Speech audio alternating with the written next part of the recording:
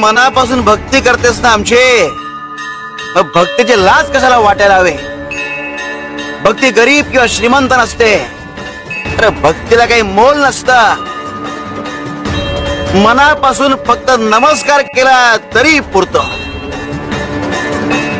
आणि तुझा 1 रुपया तर केव्हाच पोहोचलाय आमच्याकडे. ज्या क्षणी तू मनात विचार आणलास त्याच क्षणी तू आमच्याकडे पोहोचला.